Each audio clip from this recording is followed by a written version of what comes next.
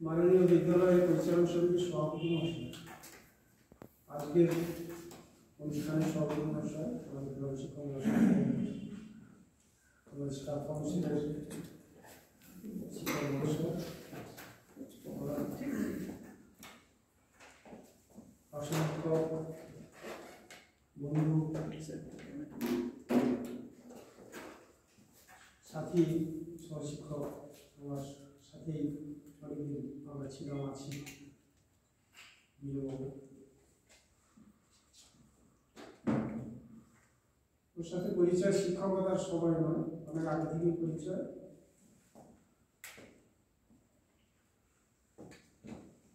সাদামাটা জীবন, কোনো অনারম্বর নয়, স্বাভাবিকভাবে আমরা চলাচল করতাম পাশাপাশি।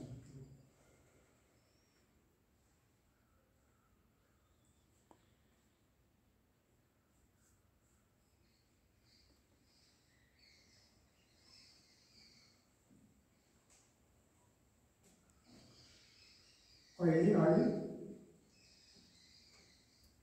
বেলপুরের পঞ্চায়েতে গেছি,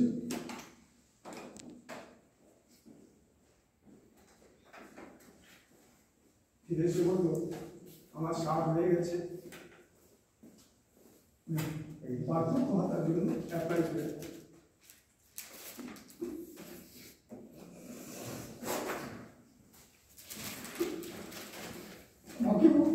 অবসরকাল অবসরই তদারকি করছে, তা সবাইকেই অবসর নিতে হবে।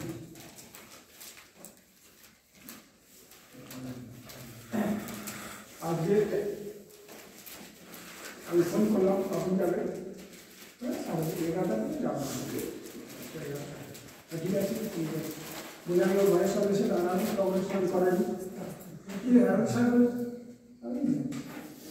আমি থাকলাম এটা নিয়ে তোমাদের সামনে গেল, বৌদি বলছে ঘাটে বলেছে, বলছি আমি দাঁড়িয়ে আছি, 8 ঘন্টা লাগবে, আমি না না আজকে 8 ঘন্টা লাগবে, ওনার জন্যই আজকে শুরু হয়। আমি তুই যাও বলে, আমি দুজন বললাম তুমি যাও, না আমি একটু এক সামনের দিকে এগিয়ে আমি আদালত বানাবো, 10-15 মিনিট পরে এলো, চলে এসেছি, জিজ্ঞেস করছিলাম আস্তে আস্তে তুই কটা টিউশন করবো, 4-5টা, ঠিক আছে। ওর আমার বাড়ি পড়াতো, আমার মেয়েকেও পড়িয়েছি, ছেলেকেও পড়িয়েছি, বিনা পারিশ্রমিক, পাশাপাশি নাই। অঙ্কের ওর ন্যাক অঙ্কের শিক্ষক, স্কুলে জয়েন করেছিল বাংলাতে। এই সময়ের মধ্যে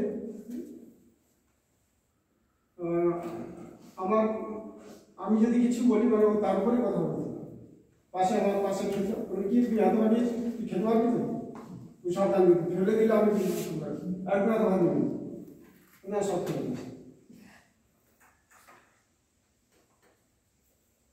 খাওয়া দাওয়ার প্রতি একটা ভালো টেন্ডেন্সি আছে। একটু করে আছি, মাছ ধরতে আমার ডাকতো, প্রায় যেতাম, এখন আর ডাকে না। কেন ডাকে না? ওকে যান খেলা শিখে দিয়েছি, আমাকে ডাকে না। দুটি জিনিস ফেলা মাস্টার পাশে বাগানবাড়ি আছে, আমি কি এতদিন এইসব আছিস, পালং শাকটাকে একটু ছাড় ফেললে তো হয়ে যায়, এই বছর ফেলেছি, এর আগে থাকে মানে ভালো হয়েছিল, হ্যাঁ খুব ভালো শাক। এইভাবে আমরা নিজেরা চলতাম,